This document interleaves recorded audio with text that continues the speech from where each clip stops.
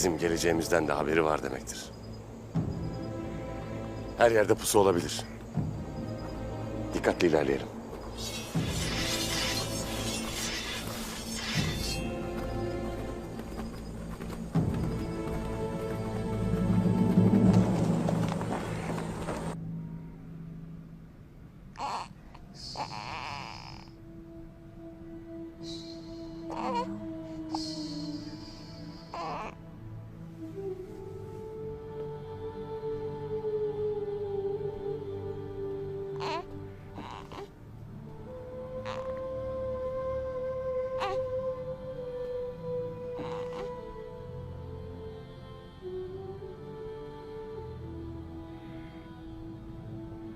Sevdiklerimiz sağ salim dönecekler Halime.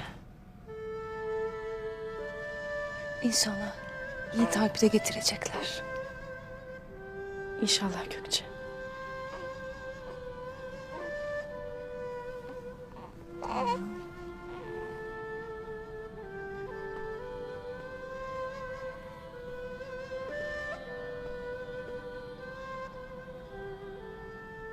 Artık huzur bulasınız.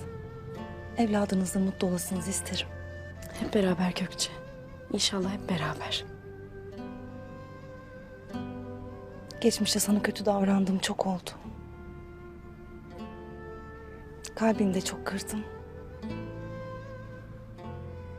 Beni bağışlayasın olur mu?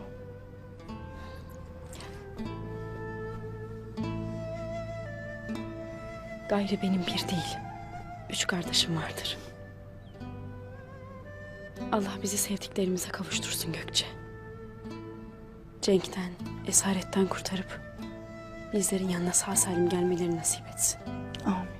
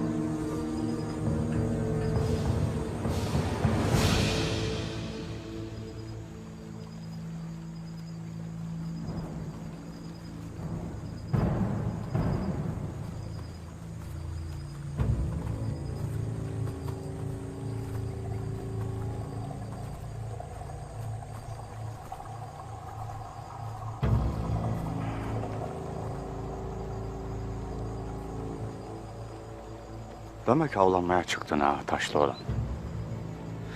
Bilmezsin ki ava giderken av olup avradından olacaksın. Davranmayın. Geçip gitsinler.